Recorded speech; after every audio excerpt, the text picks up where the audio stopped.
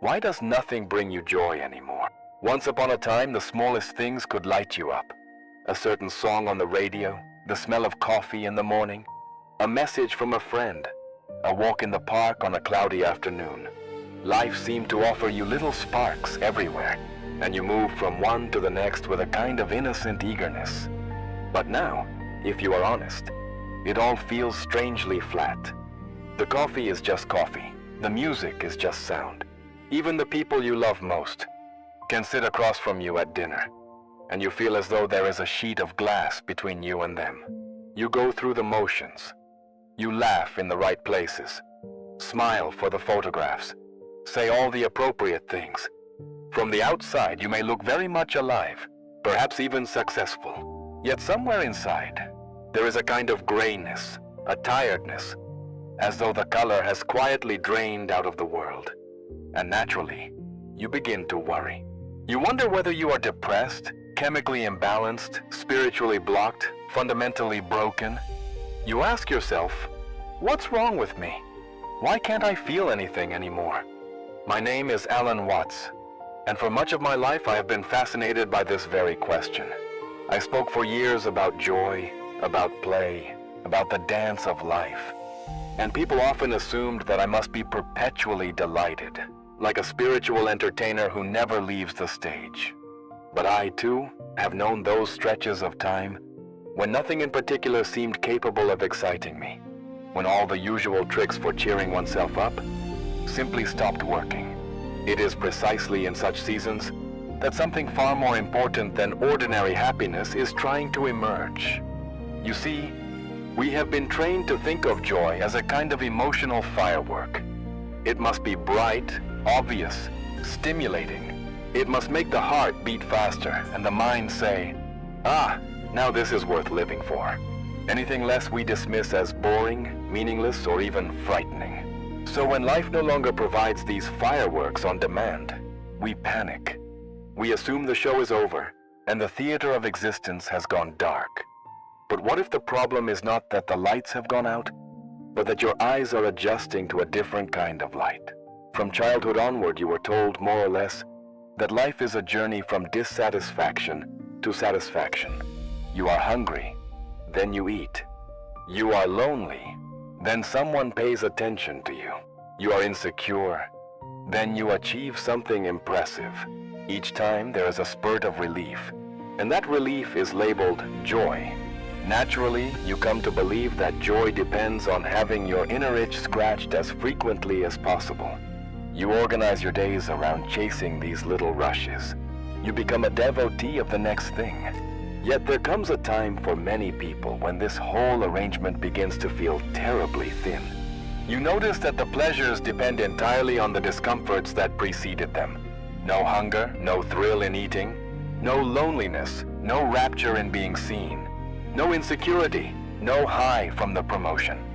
Joy, as you have known it, turns out to be little more than the momentary pause in a cycle of tension and release. And when you see this clearly, the game quietly loses its charm. The same old excitements no longer convince you, because some deeper part of you has begun to suspect that you are manufacturing the itch in order to enjoy the scratch. Now this is the point where many imagine they have fallen into a pit. In truth, you have come to the threshold of something far more radical than the pursuit of pleasant feelings. The disappearance of your old joys is not the death of meaning. It is the crumbling of a certain costume you have been wearing. The costume of the restless seeker who must always be entertained, soothed, or reassured. What feels like emotional failure may actually be the first honest refusal of your being to keep playing a rigged game. So the question I want to explore with you is not, how do we get your old joy back? That would be like trying to stuff an adult back into a child's shoes. The real question is, what is trying to be born in you now that the old joys can no longer keep you distracted? For transformation rarely begins with a burst of enthusiasm.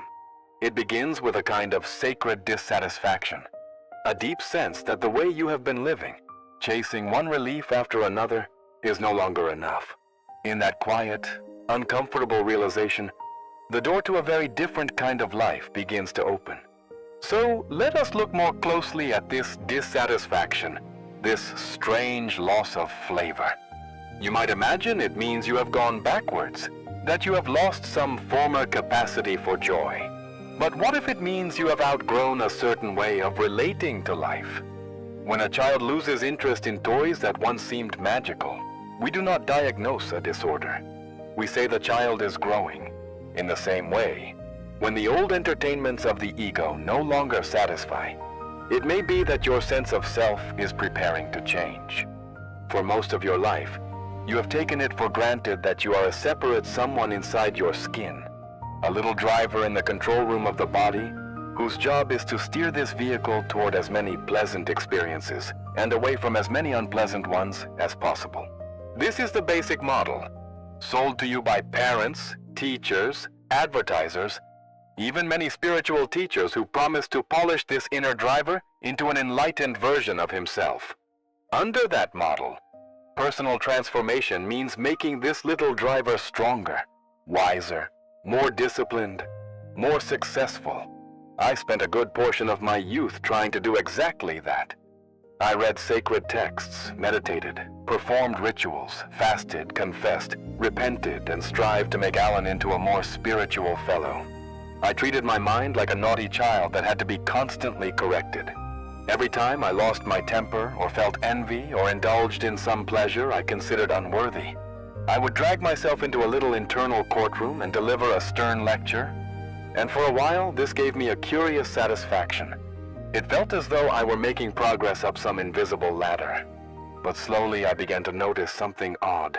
The harder I tried to improve myself, the more self-absorbed I became. I was not becoming free of the ego at all. I was merely creating a more refined, more anxious version of it. Now the ego wore spiritual clothing and carried around volumes of scripture, but it was still entirely obsessed with itself. Had I meditated enough today? Was my motive pure? Was I getting closer to enlightenment? The whole thing became a sort of cosmic performance review. One evening, after an especially theatrical bout of self-criticism, I suddenly saw the absurdity of it. Who exactly was trying to improve whom? It was as if a dog were chasing its own tail and congratulating itself every time it almost caught it. The improver and the improved were one and the same phantom. The more earnestly I whipped myself forward, the tighter the knot became. Transformation pursued as a project of the ego was just the ego doing push-ups in front of a mirror. From that point, a very different understanding began to dawn. What if the fundamental problem is not that this little inner character is flawed and must be polished, but that we take this character to be the whole of what we are? What if the sense of being a separate, controlling self is itself the limitation, the tight shoe that makes every step painful? If that is so, then genuine transformation is not the heroic upgrading of the character, but a shift in identification, from the character to the stage on which the character appears. To make this clearer, consider a simple image. Imagine you are watching a play in a theater. You become deeply engrossed in the hero's struggles, their hopes, their fears, their arguments, their triumphs and defeats. For 2 hours you live and die with them. Then the lights come up and you remember, it was a performance. The emotions were real enough while you felt them, but the whole drama existed within a larger reality. The theater, the audience, the city outside, the sky above. None of that was touched by the hero's victory or defeat. Now imagine that, at some point in your life, you forgot you were in a theater at all. You came to believe you were the hero, trapped in the script, responsible for making everything turn out right. That is more or less what has happened to you as a human being. You have identified completely with a character called me, with its history, its plans, its opinions, and its pleasures. Naturally then, you judge your life entirely by how well things are going for this character. When the plot delivers a reward, you say, I am happy. When it throws you a setback, you say, I am miserable. But there is another level of experience available, in which you begin to sense yourself not only as the character, but also as the field of awareness in which the whole drama takes place. In that shift, something very subtle yet profound occurs. Your suffering does not magically vanish. Your moods still rise and fall, but they are no longer the whole story. They are like waves on the surface of a much deeper ocean. Joy, in the old sense of emotional fireworks, may come and go, yet beneath it there is a steady, quiet aliveness that does not depend on circumstances. This is the heart of what I mean by transformation of consciousness. It is not about turning a miserable ego into a cheerful ego. It is about discovering that you were never only the ego at all. The sense of being a separate, controlling I is a useful tool for navigating the world. But when you mistake the tool for your true identity, you inevitably feel limited, anxious, and cut off from everything else. You feel like a wave that has forgotten it is water, and so lives in constant terror of crashing.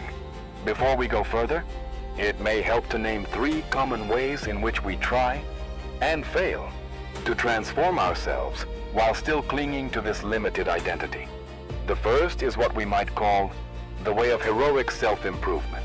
You decide that the problem is your laziness, your lack of discipline, your bad habits. So you construct elaborate schedules, set strict goals, berate yourself for any deviation. You treat life as a boot camp in which the weak parts of you must be bullied into shape. This may produce some impressive achievements, but it quietly reinforces the belief that you are fundamentally inadequate and must constantly whip yourself to be acceptable. The second is the way of endless escape. Here you more or less give up on changing yourself, but you still believe that peace lies in altering your state by any means necessary. You throw yourself into work, entertainment, romance, substances, spiritual highs, anything to drown out the uncomfortable sense of lack. You become, in effect, a connoisseur of distraction. Yet each distraction has the same short half-life. When it fades, you are left alone with the same old restlessness, often magnified by guilt or exhaustion. The third is the way of spiritual makeover. This is perhaps the most subtle trap, because it wears the noblest mask. You decide you will transcend your ego, awaken, become enlightened. You adopt lofty practices and concepts, study profound teachings, learn the proper jargon. But instead of loosening your identification with the little self, you simply construct a more sophisticated version of it, the one who is on the path. Now you can feel superior not only in worldly matters, but in spiritual ones as well. Inside, however, the same fear persists. What if I'm not really awakened yet? What if I fail at enlightenment? All 3 ways share one hidden assumption, that there is a solid, separate entity at the center of your experience who must engineer its own transformation. As long as you believe in that entity, you will feel constrained by its limitations, threatened by its failures, and desperate to protect its image. And in that tension, ordinary joys eventually become thin and unsatisfying. They cannot resolve the deeper unease of being a little me trying to manage the universe. The revolutionary possibility is this: transformation does not begin when that me finally perfects itself. It begins when you see, even for a moment, that the me is a pattern in awareness, not the owner of awareness. It is a character in the play, fluttering across the stage of a vast, silent consciousness that was here before the character appeared and will remain after it exits. When that is glimpsed, the compulsive project of self-improvement loses its hypnotic grip. You do not stop growing or learning. You simply stop treating your life as a desperate attempt to upgrade a fictional product. And that, in turn, changes everything about how you relate to this season where nothing seems to bring you joy. Instead of viewing it as proof that the character has failed, you can begin to see it as the moment when the character's tricks no longer work. And thank heaven for that.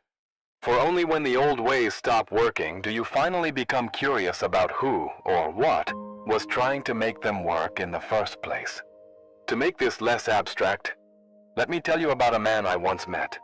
A man who discovered all of this the hard way. His name was Michael. At the time I met him, he was 34 years old. And if you had seen him rushing through the financial district of New York, You would have thought, there goes a successful fellow. He wore the usual armor of his tribe, the sharp suit, the polished shoes, the thin metal watch that quietly whispered the price of his hours. His calendar was booked months in advance. His parents were proud of him. His colleagues envied him. By all the ordinary standards of the game, he was winning. And yet when he came to speak with me after a lecture, he did not look like a winner. He waited until most of the crowd had drifted away, then sat down opposite me with the air of a man confessing something shameful. His shoulders slumped in a way his tailor had not intended. His eyes had that peculiar shine one sees in people who sleep surrounded by screens. "Alan," he said, "I think something in me is broken." "What gives you that impression?" I asked. He let out a breath that was almost a laugh. "Nothing makes me happy. I mean, absolutely nothing. I've worked my way up. I've got the apartment, the salary, the vacations. I even took a sabbatical last year to find myself in Bali, because that's what people do, right? But whatever I do, however high I climb, it all feels the same. Flat, pointless. I wake up on Monday wishing it were Friday, and when Friday comes, it feels like Tuesday. Does anything still move you?" I said. "Music, friends, a walk in the park?" He shook his head slowly. "It's like I'm watching my life through a screen. I smile, I talk. I go to bars with people, but I'm not really there. I keep thinking I should be grateful. Other people would kill to have what I have. But if I'm honest, I'm just numb." We sat in silence for a moment, letting that word echo. Numb. It is a frightening word in a culture that worships intensity. "Tell me," I said, "how do you usually try to fix this numbness when it shows up?" A weary grin appeared on his face. "Well, I work harder, of course. Maybe the next promotion will feel better. When that doesn't help, I try changing the scenery. New restaurants, new cities, new women, new hobbies. Then, when that doesn't work, I decide I need to work on myself. I download meditation apps, read books, listen to talks like yours, make plans to be more mindful, more productive, more whatever. For a while, I feel hopeful. Then it all fades, and I'm back where I started, except more tired." "So there is a pattern," I said. "You feel numb, you chase something, you feel a brief improvement, then numb again." "Exactly," he replied. "Every time I think, this is it. This is the thing that will finally change me. And then, nothing. That's why I think I'm defective. Maybe some people are just wired for joy and I'm not." I looked at him and said, "What if the problem is not that you are defective, but that your strategy is working perfectly?" He frowned. "That makes no sense." "On the contrary," I said, "you have been trained to believe that when you feel uncomfortable, the correct response is to do something. Improve yourself, distract yourself, stimulate yourself. And you have become remarkably efficient at it. But all these strategies share one secret purpose. They keep you from ever having to sit still and meet yourself as you are. They protect the little character called Michael from the terrifying possibility that he is not the center of the universe. Your numbness is not a malfunction. It is life quietly refusing to cooperate with that project any longer." He shifted uneasily in his chair. "So what am I supposed to do?" "Just sit in this misery. Perhaps for the first time," I said. "You have spent years doing everything except that. You have attacked the numbness from every angle except the one that matters, which is to look right into the heart of it without trying to escape. You have tried self-improvement, escape, and even spiritual makeover. None of it has worked because each attempt was still organized around the same assumption. I am this separate someone who must become better. What if, instead of trying to change the character, you allowed yourself to sense the space in which the character appears?" He stared at me blankly. "I don't know what that means." "Good," I replied.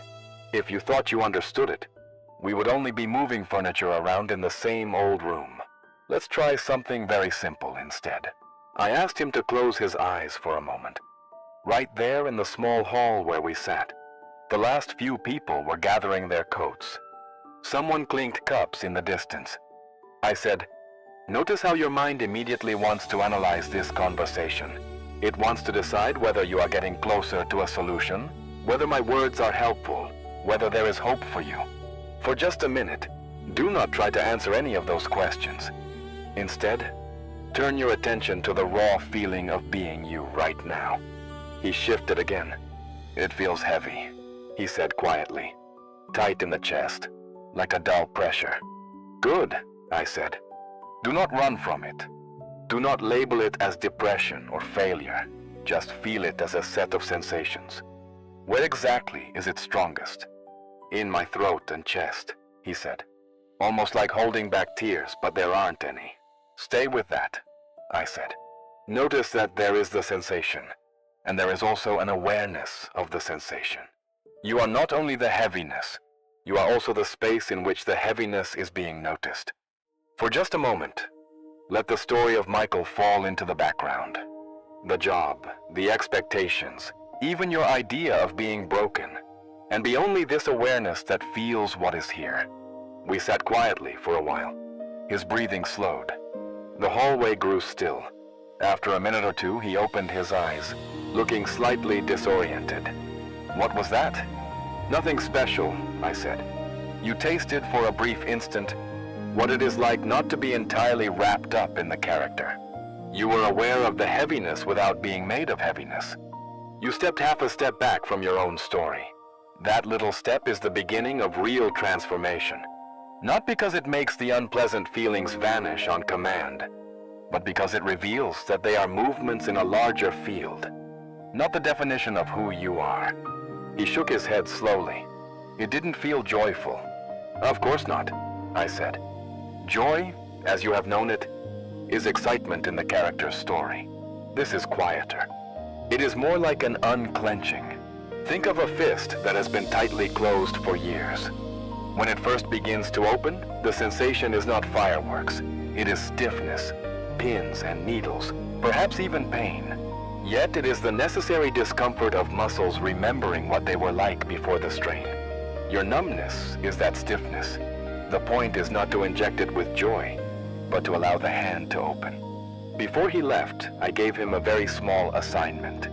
For the next 30 days, I said, spend 10 minutes each evening doing exactly what we just did. No apps, no music, no goal of becoming calmer or happier. Sit in a chair, put your feet on the ground, close your eyes, and simply feel what it is like to be you when you are not distracting yourself. Notice sensations, notice thoughts, notice the urge to get up and do something more interesting. And each time, gently remember, I am the awareness of this, not the contents alone. He looked skeptical. 10 minutes of sitting with my misery sounds like a terrible plan. I smiled. Every plan you have tried so far has revolved around running away from it.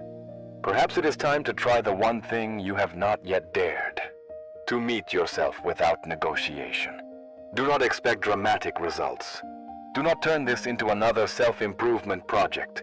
Treat it as an experiment in honesty.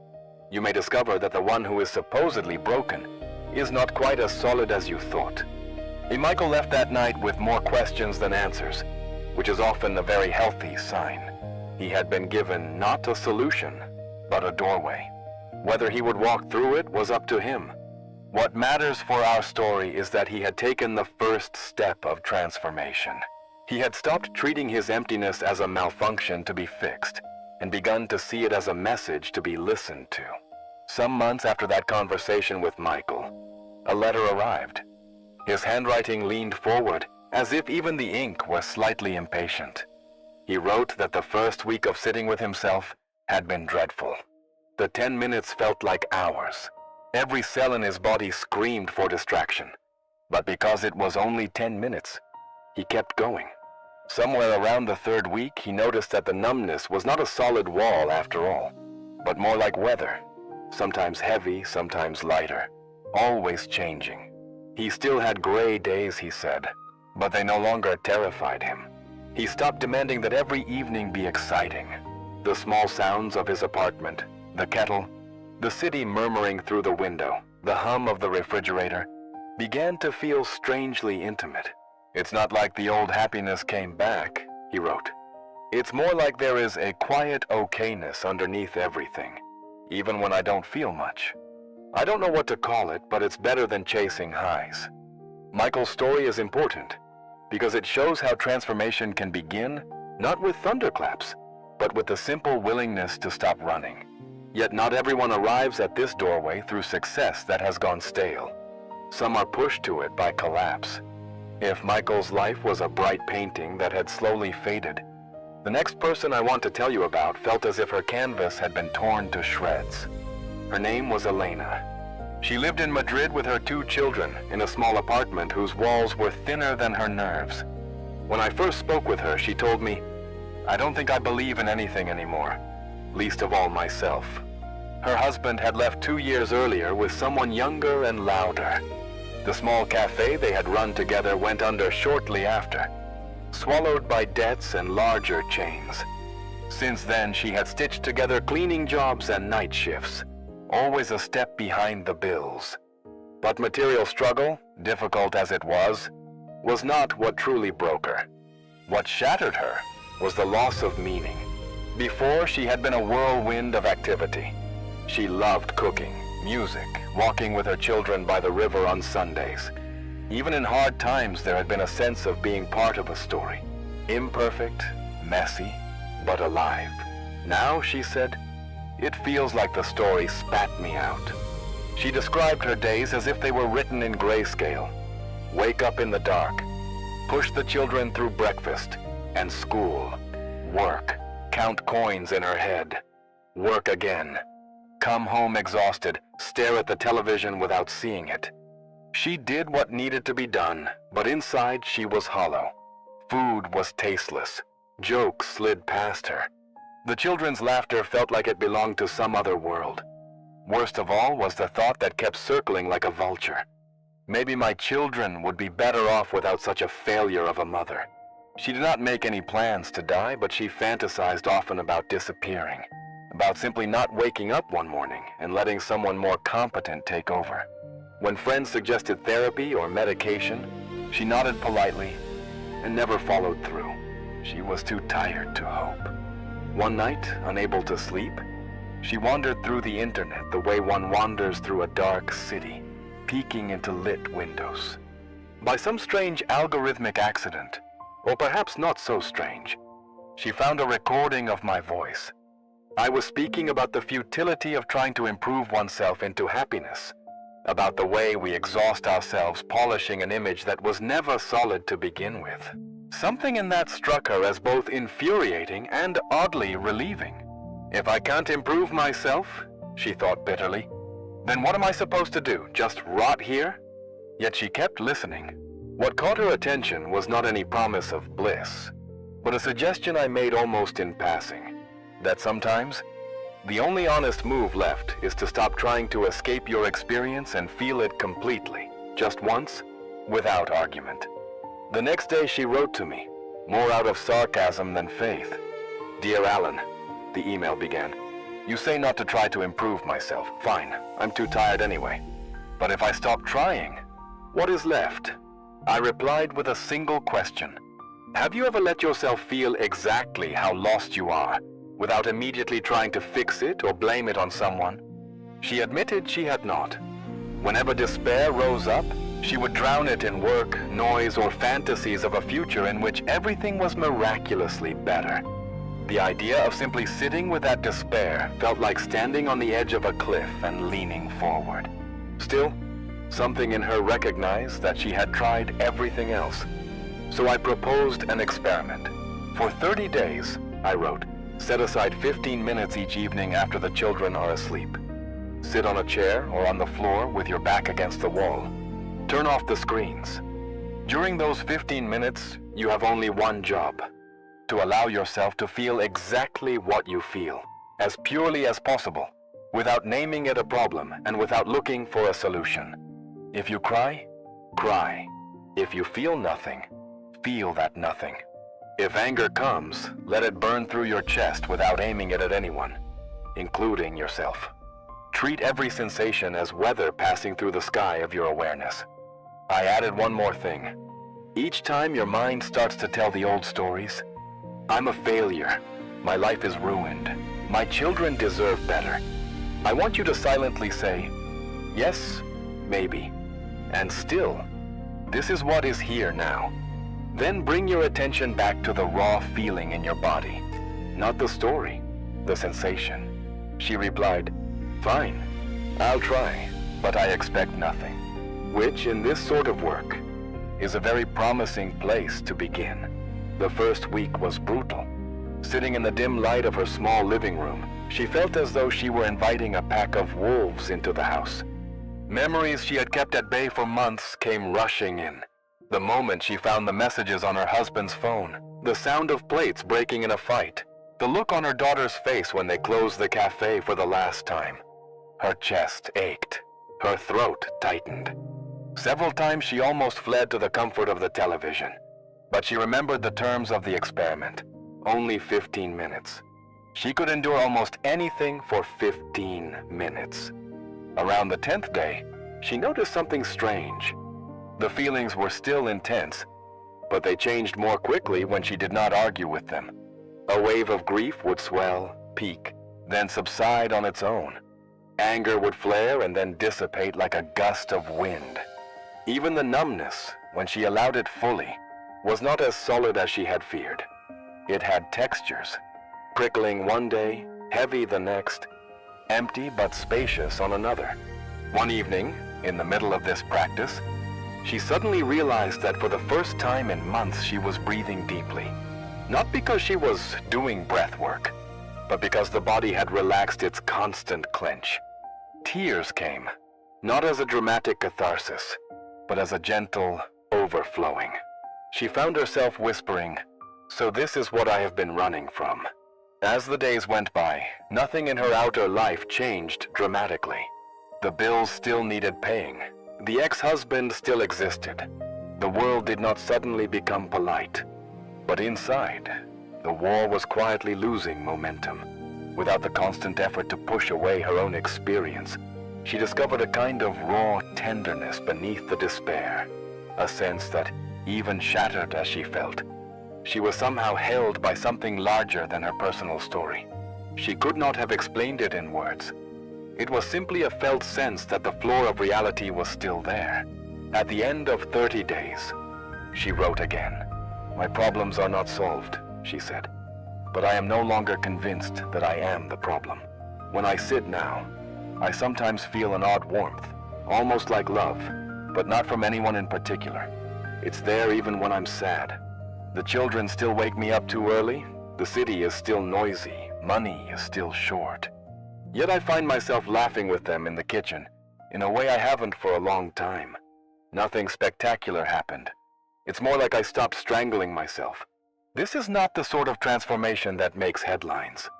There were no angels in the ceiling, no lottery winnings, no dramatic reunion with her husband. And yet her inner world had shifted from, I am a broken failure trapped in a meaningless life, to I am a human being going through a painful chapter, held within a larger mystery I don't have to control. That shift may sound modest, but it is enormous. It is the difference between drowning in the ocean and realizing you can float. Michael and Elena came from very different worlds, one from glass towers, the other from a cramped apartment. Yet they met the same doorway. In both cases, the old joys failed them. The usual distractions and improvements lost their power. And in both cases, the crucial move was not to claw back the old feelings, but to turn toward their experience with a new kind of attention. One that did not immediately label, fix, or flee. You see, transformation is not reserved for monasteries or mountaintops.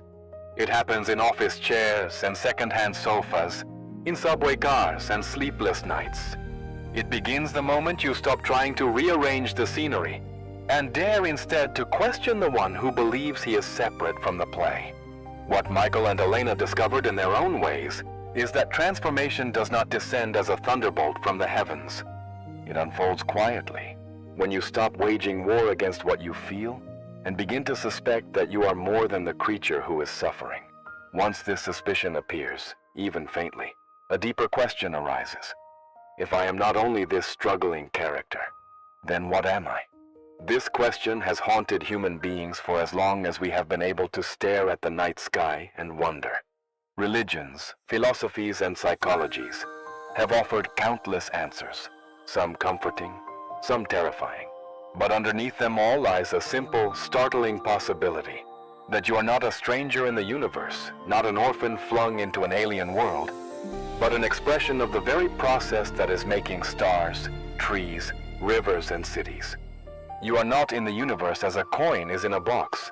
You are of the universe as a wave is of the ocean. When you begin to feel this, even dimly, the idea of being limited takes on a very different meaning. The wave is limited in one sense. It rises for a moment and then falls. It does not stretch across the whole sea.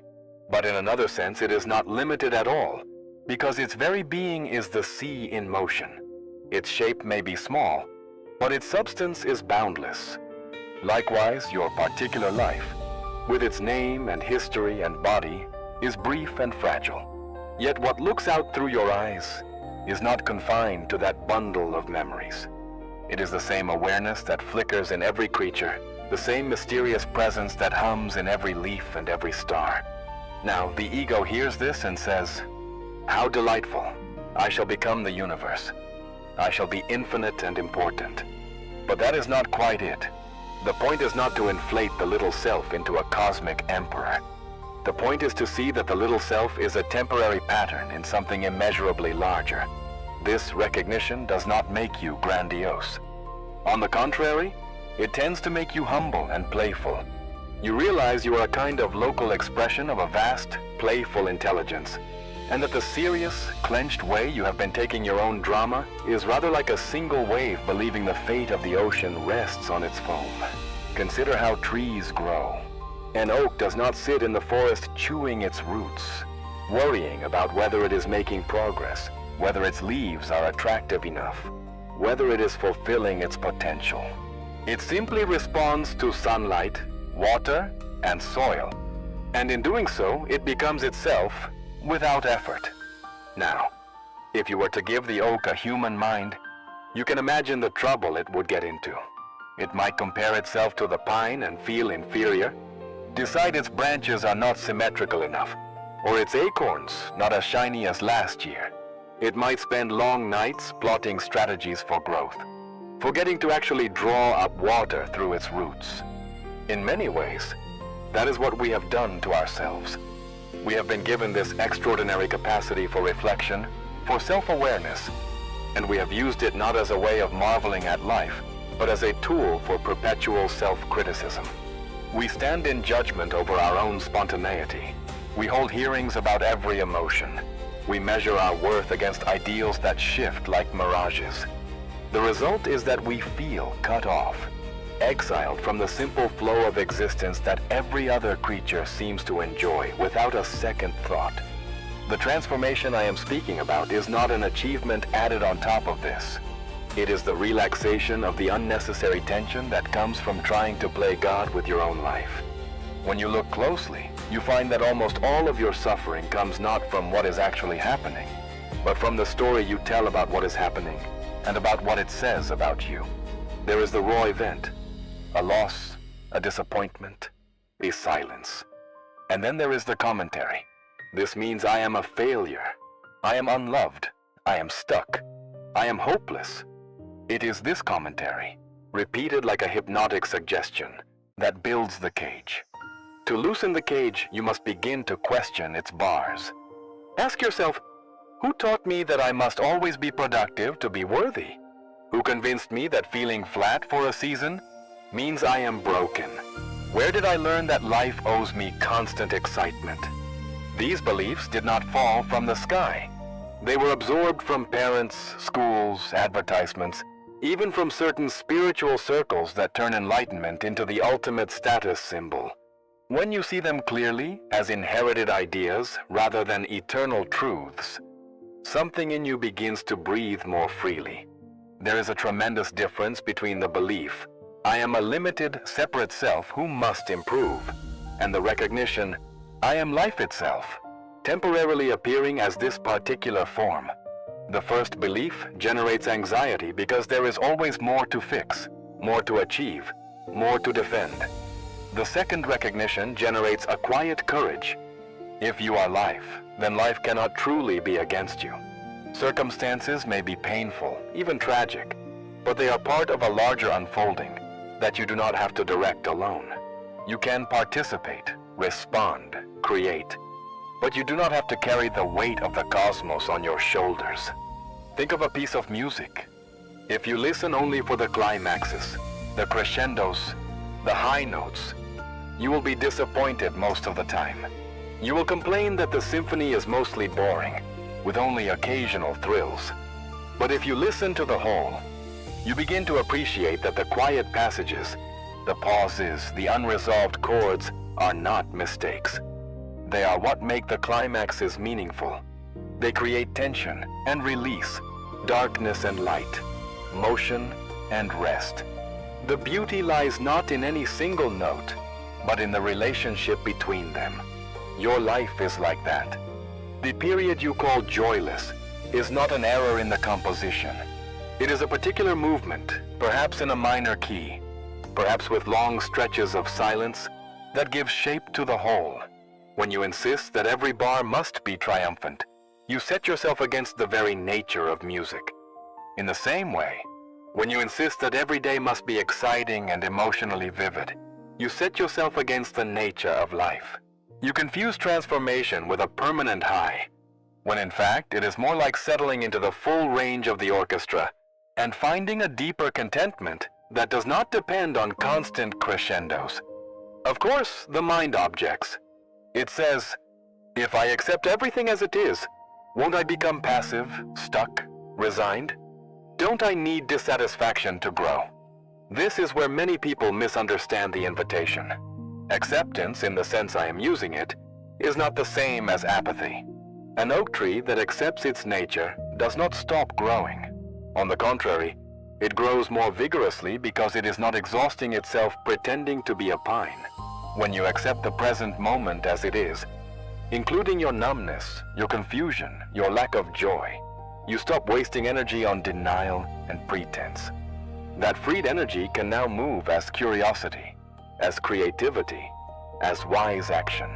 In the cases of Michael and Elena, notice what happened once they stopped fighting their inner weather. They did not become vegetables. Michael began to notice details of his life that had been invisible while he was chasing stimulation.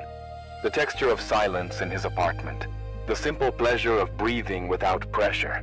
Elena, by feeling her grief directly, found that she could also feel moments of affection and humor with her children that had been drowned under the effort to stay numb. Action flowed from this new clarity. Different choices at work, different ways of relating to people, not as dramatic gestures of self-reinvention, but as natural outgrowths of seeing more clearly. This is one of the timeless principles of transformation. What you fully allow into awareness begins to move and change. What you continually resist tends to harden. The river that is dammed up becomes stagnant and heavy. The river that is allowed to flow carves new channels through the landscape. Your feelings are like that. When you welcome them as passing waves rather than verdicts on your identity, they reveal their temporary nature and make space for something deeper, a background of simple being that is not shaken by every ripple. Another principle is this: transformation is not about becoming someone else. It is about discovering who you were before you believed you had to be someone. As a child, before you learned to measure yourself by grades, achievements, and likes, there was a basic sense of aliveness that did not ask whether it was adequate. A child absorbed in play is not thinking, "Am I playing well enough?" The play is its own justification. Somewhere along the line, most of us trade that immediacy for self-consciousness. We begin to watch ourselves living instead of simply living. Personal growth then becomes a frantic attempt to earn back a naturalness we never actually lost, only forgot. To remember it, you do not need to add anything new. You need to see through what is false. You need to gently question the assumptions that tell you life is a competition, that you are behind, that you must constantly audition for the right to exist. When those assumptions relax, even a little, you may be surprised to find that a quiet joy was there all along. Not the flashy joy of getting what you want, but the simple joy of being, of breathing, of hearing the wind in the trees or the traffic in the street and realizing, I am part of this, not separate from it. This is why the phase where nothing seems to bring you joy can be such a powerful doorway. It strips away the old rewards. It exposes the futility of certain games. It leaves you, apparently empty-handed, facing the bare fact of existence without your usual consolations. And in that bareness, if you dare to stay, you may discover something far more stable than the pleasures that used to rise and fall. You may find that the ground you have been standing on the whole time is not as fragile as you feared. Now you might say, all this sounds very poetic, but what does it have to do with the world I actually live in, with deadlines, notifications, headlines, and bills? It is a fair question. When I first began speaking about these matters, the world moved at a slower tempo. There were no glowing rectangles in every pocket, no endless stream of comparisons and opinions arriving every few seconds. People worried about many of the same things, of course: love, money, meaning, death. But the volume was lower. The orchestra played loudly enough, yet there were still moments of natural silence. Today, the noise has become nearly continuous. You wake up and at once your attention is recruited by devices that whisper, look here, look here, look here. Your joys and sorrows are not only experienced but immediately documented, evaluated, and compared with thousands of others. You are told, in 1,000 subtle ways, that a good life is a life of constant stimulation. New content, new experiences, new achievements, new selves. Under such conditions, it is no wonder that your senses grow numb. They were not designed to drink from a fire hose all day. In this climate, the loss of joy can feel like a double failure. Not only do you feel flat, you also feel guilty for feeling flat in a world that seems to offer so much. Look at all these people, you think, scrolling past smiling faces and inspiring quotes. They seem excited about life. Why can't I be? You forget that most of them are simply posting their highlights while hiding their own gray mornings. You compare your backstage to everyone else's stage performance and conclude that your life is uniquely disappointing. But if you look closely, you will see that this very environment makes the kind of transformation we have been discussing not only relevant, but essential. When the external world is louder than ever, the old strategy of chasing satisfaction out there becomes increasingly exhausting and increasingly unfruitful. You can no longer keep up with the pace of desired upgrades, new gadgets, new identities, new goals. At some point, something in you rebels. It refuses to be hustled any further. That rebellion may show up precisely as the sense that nothing excites you anymore. What I am suggesting is that this is not a personal defect. It is a sane response to an insane level of stimulation. Your system is withdrawing its cooperation from a game that has gone too far. The invitation, then, is not to find a more intense distraction, but to inquire more deeply into the very one who is being distracted. In a world that constantly shouts, become, improve, prove yourself, the truly revolutionary act is to pause and ask, who is this self I am endlessly trying to upgrade? Notice how the stories of Michael and Elena could easily be stories from today, perhaps with even brighter screens and busier schedules. A successful man numbed by achievement, a tired mother swallowed by survival. Their circumstances are ordinary enough, yet the turning point in each case was not a change in technology or politics, but a change in the relationship to their own experience. That is why these principles are timeless. Circumstances evolve, fashions shift, but the basic structure of human dissatisfaction, chasing relief outside while ignoring the vastness inside, remains much the same. In earlier times, people sought refuge from this dissatisfaction in monasteries, hermitages, or desert caves. They walked away from the markets and palaces to confront themselves in solitude. You may not have the luxury or inclination to do that, but perhaps you do not need to. Your apartment, your commute, even your busy office can become a kind of modern hermitage if, for small portions of your day, you relate to your experience in a different way, with curiosity rather than constant judgment, with willingness rather than resistance. The beauty of this approach is that it does not require you to abandon your life or adopt exotic beliefs. You do not have to become more spiritual in any outward sense. You simply begin to test, in the laboratory of your own experience, whether it is really true that your worth depends on constant joy, whether you are in fact the small, separate self that your thoughts describe. You listen to your own mind the way you might listen to a slightly unreliable radio station, with interest, but not blind faith. In a culture that sells certainty and instant results, this path can feel strangely slow and uncertain. There is no guarantee that in 30 days, 60 days, or even a year, you will wake up one morning flooded with bliss. You may not. What is far more likely and far more valuable is that you will gradually discover a different baseline, a sense of being fundamentally all right even when your mood is not. A kind of spaciousness that can contain both joy and sorrow without collapsing. When you begin to live from that baseline, the modern world looks different. The same advertisements still flash. The same metrics still beckon. But they lose some of their hypnotic power. You are less easily seduced by the promise that one more purchase, one more achievement, one more relationship will finally complete you. You see those promises for what they are.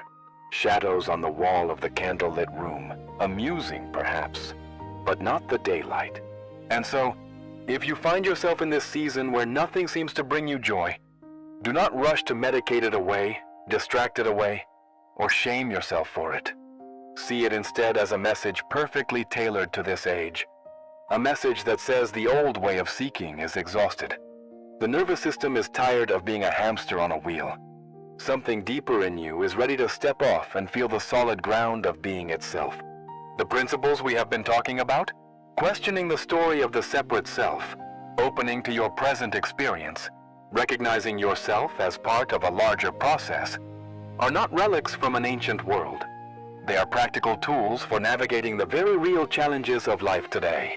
They will not turn you into a saint or a celebrity, but they may return to you something far more precious: the simple capacity to be here, as you are, without constantly waiting for the next improvement before you allow yourself to feel at home. So let us make this very simple and very practical. Philosophical talk is all well and good, but unless it translates into a different way of living your next hour, it remains only an amusing noise. I want to invite you into a small, radical experiment. Something you can actually do over the next 30 days to find out for yourself whether what I have been saying has any truth in it. We will call it, if you like, the Joyless Phase Practice. Not because it will make you joyless, but because it begins exactly where you are, without demanding that you feel anything in particular. Its purpose is not to manufacture fireworks. It is to help you discover the quiet, steady flame that has been burning unnoticed while you were busy chasing sparks. Step 1 is very straightforward. Once a day, preferably at roughly the same time, sit down somewhere you will not be disturbed for a short while. It need not be a sacred cave or a mountaintop. A corner of your living room, the edge of your bed, even the front seat of your parked car will do, so long as you can be relatively still. Turn off the screens. Silence the devices. This is not time for input. It is time for seeing what is already here. Step 2. Before you close your eyes, name honestly what this season feels like for you. You might say quietly to yourself, "Right now, life feels empty." Or, "Right now, I feel numb and tired," or whatever words fit. Do not dress it up. Do not try to make it more spiritual or more dramatic than it is. The act of naming is not a complaint. It is a gesture of honesty. You are saying to existence, "This is how it is for me at this moment." Step 3.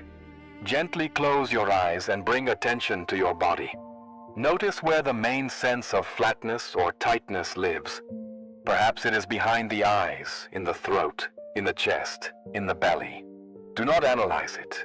Do not label it as depression, trauma, or failure. For these 10 or 15 minutes, there are no diagnoses, only sensations. You are like a scientist examining a strange weather pattern, curious but not panicked. If you find a knot of tension, see whether you can allow it to be exactly as it is, without trying to relax it by force. Step 4. Watch your thoughts as they come and go. The way you might watch birds crossing the sky. You will notice familiar visitors. This is pointless.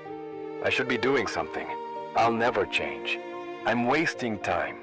Each time a thought appears, simply note, there is a thought, and let it pass. You are not required to argue with it or believe it. You are practicing the art of not picking up every package your mind delivers. The contents can remain unopened. Step 5. At least once during your sitting, ask yourself silently, who is aware of all this? Then resist the very human urge to answer with an idea. Do not say, it is my soul, or it is my brain, and let the question hang in the air like the ring of a bell. Turn attention not to an intellectual reply, but to the felt sense of awareness itself, that open, quiet space in which sensations and thoughts appear. You may not be able to describe it, but you can notice that it is there, prior to whatever is happening.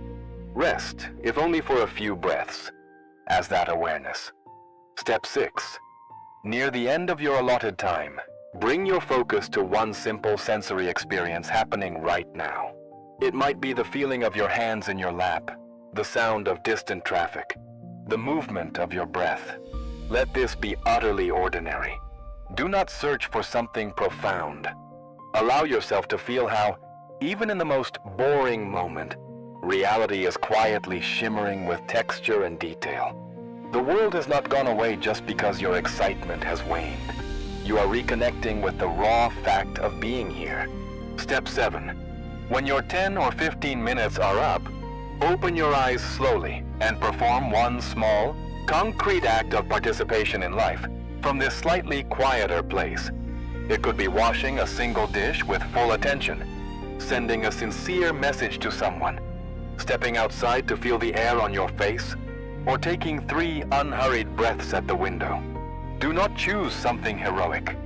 Choose something utterly simple, and do it as if it were the only thing that mattered for those few seconds. This anchors the practice in the flow of your day. Now, how often should you do this? I suggest every day for 30 days. Not because 30 is a magic number, but because it is long enough to see patterns emerge. Some days you will feel restless, others dull, occasionally perhaps unexpectedly peaceful. The surface experience is not the point. The point is to cultivate a new relationship with whatever arises, to become the one who watches and feels, rather than the one who is constantly judging and escaping.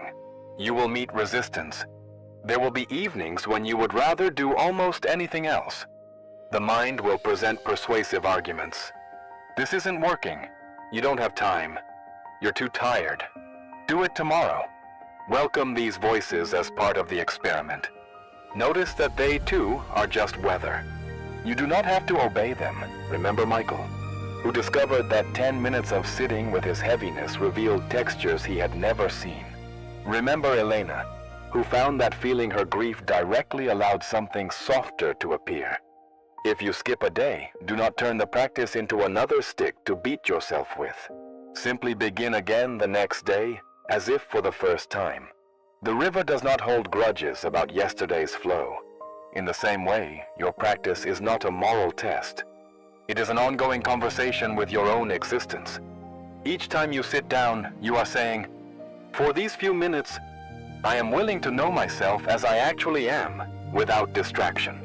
That willingness is itself a profound act of love. Over time, you may notice subtle changes. You might find that sudden waves of anxiety or sadness no longer feel like absolute emergencies. They are recognized as passing storms. Decisions that once felt paralyzing may soften into experiments. You try something, see what happens, adjust. You may still enjoy pleasures, a good meal, a joke, a success, but they sit within a larger sense of enoughness, rather than being your sole source of meaning. And perhaps most importantly, you begin to develop trust in that quiet awareness which has been present through every mood, every season, every joy, and every sorrow. This is the soil in which genuine joy can grow again. Not the frantic joy of escape, but the deep joy of being in harmony with your own life. You cannot force that joy to appear. You cannot schedule it on your calendar. But you can prepare the ground by ceasing to flee from yourself. The practice I have described is not glamorous. It will not look impressive on social media. Yet if you give yourself to it honestly, you may find that the question, "Why does nothing bring me joy anymore?" slowly transforms into a different question altogether. How did I ever overlook the quiet fullness that was here the whole time? If this experiment speaks to you at all, even as a faint curiosity, then your journey has already begun. You have taken the most important step, which is to stop running long enough to ask what is really going on. From here, transformation is no longer a distant dream. It is the simple, daily art of remembering who you are beneath the noise. Not a broken machine to be fixed, but a living expression of something vast, playful, and endlessly creative. As you move back into your ordinary day after this talk, notice how life immediately tries to sweep you into its familiar current of hurry and comparison. When that happens, you need not fight the river. Just remember that you have a choice about how you float in it. You can drift half asleep, forever chasing the next spark of pleasure, or you can be awake to the fact that even your restlessness is happening inside a deeper stillness that has never left you. That stillness is not far away. It is the space in which you are hearing these words right now. Before you go, I would like to ask something of you. Take a moment to reflect on where this joyless phase shows up most strongly in your life. Is it in your work, your relationships, your sense of purpose, your quiet evenings alone? Share that in the comments, not as a confession of failure, but as an honest snapshot of where you are. You may discover that many others are standing in a very similar doorway, and your willingness to speak may be precisely the encouragement they need. If you feel that this conversation has nudged your perspective even a little, consider staying with us on this exploration. Subscribe to the channel and turn on the notification bell so you don't miss the next Mindshift we explore together. Give this video a like if it resonated, and share it with someone who might be secretly wondering why nothing brings them joy anymore. As we close, you'll see 2 other videos appear on your screen, each one a continuation of this same invitation to see yourself and your life with new eyes. Choose the one that calls to you, and let the journey continue. Thank you for listening, for your attention, and for your courage to face yourself. May you remember again and again that even in your emptiest moments, you are already part of the great dance you have been seeking.